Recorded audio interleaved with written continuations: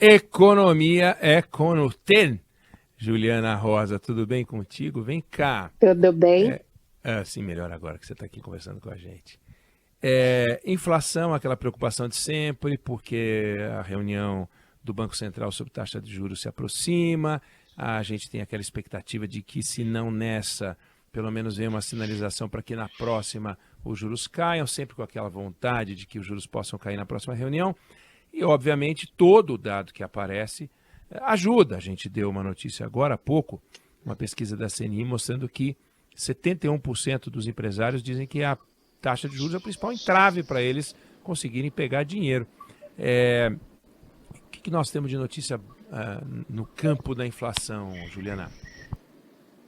A inflação de hoje abre um caminho grande, viu, Eneg, para essa queda de juros. Boa tarde aí para o Fábio também, para o nosso ouvinte. O dado da inflação que foi divulgado hoje, que é o IPCA de maio, ficou em 0,23% e veio de um número mais forte. Resolveram fazer uma obra aqui em casa, é Lady Murphy, bem na hora que eu estou entrando, mas vamos lá. O dado aqui de abril era a inflação de 0,61 e esse dado agora 0,23. A previsão média estava em torno de 0,33, então não só baixou a inflação de um mês para o outro, como veio abaixo do previsto. O que está ajudando aqui nesse resultado a puxar os preços para baixo? Alimentos ajudaram. Alimentos tinham ficado em 0,73 em abril e agora ficaram estáveis.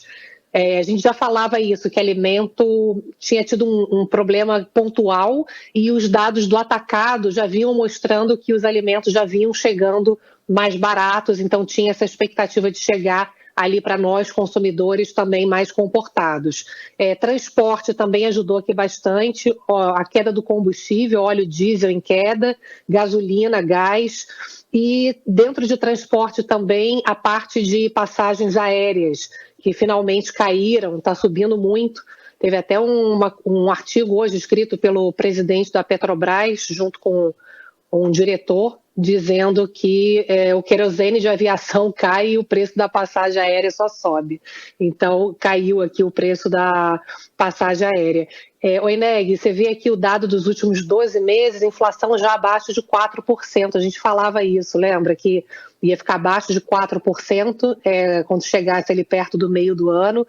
Mas, enfim, não é que vai ficar na casa dos 3%, é porque quando a gente soma os últimos 12 meses, tem a deflação do meio do ano passado, que foi uma deflação provocada por uma medida política, que foi a redução de impostos de forma temporária sobre combustíveis e energia, principalmente. Mas, de qualquer maneira, Eneg, os dados qualitativos são muito positivos. A gente vê uma inflação que vai perdendo fôlego de forma espalhada, e isso é muito acompanhado pelos economistas, né? Não é uma queda de um produto ou outro, mas uma queda que já está mais disseminada, e também uma questão que se olha muito são os serviços, porque o Banco Central ele olha muito para a inflação de serviços, porque é uma inflação mais resistente para cair.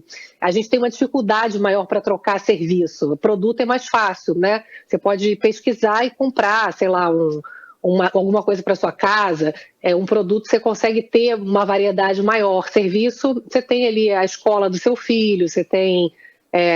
enfim, o serviço que você está acostumado a usar, uma lavanderia, né, perto da sua casa, enfim, e o serviço também diminuindo. Então, Eneg, vai ficando mais claro que a perda do poder de consumo mesmo da população, não só o cenário internacional que está ajudando a puxar os preços para baixo, mas a própria capacidade cada vez mais reduzida dos brasileiros em consumir, puxando a inflação para baixo. Os analistas estão dizendo, Eneg, que a Selic podia cair já na semana que vem, na reunião do Comitê de Política Monetária do Banco Central, e a única justificativa para não ter queda vai ser, provavelmente, que é o que todo mundo está comentando, porque não vai ter tempo ainda na semana que vem do governo definir qual é, afinal, a meta de inflação, né? A reunião para definir a meta de inflação só vai sair depois da reunião para definir a Selic da semana que vem. Então, por uma questão meio técnica. Entendi. Daí porque seria para agosto, provavelmente, a queda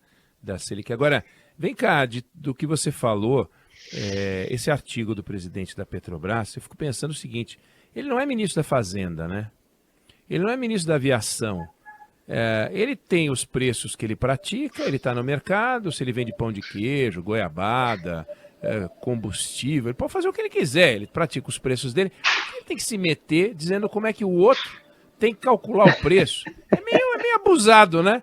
Imagina agora se o presidente da Gol, da Latam, da Azul, resolve falar qual que tem que ser a política do preço dos combustíveis da Petrobras. Aí eles têm que dizer, mas a gente baixou o preço do querosene, eles não baixaram.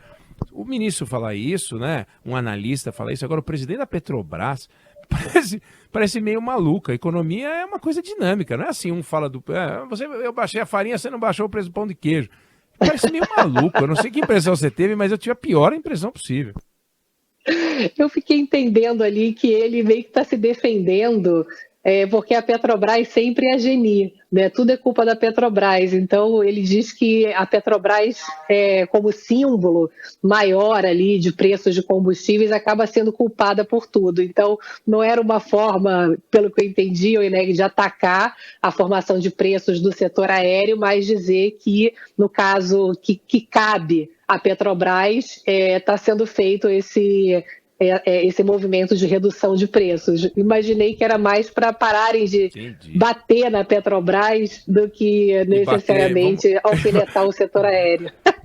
Batam no setor aéreo, por favor, me deixem aqui no meu cantinho que tá ruim. Me deixem em paz. Tá certo. Juliana Rosa, Economia com você, a gente volta a conversar amanhã. Valeu, beijo. Um beijo.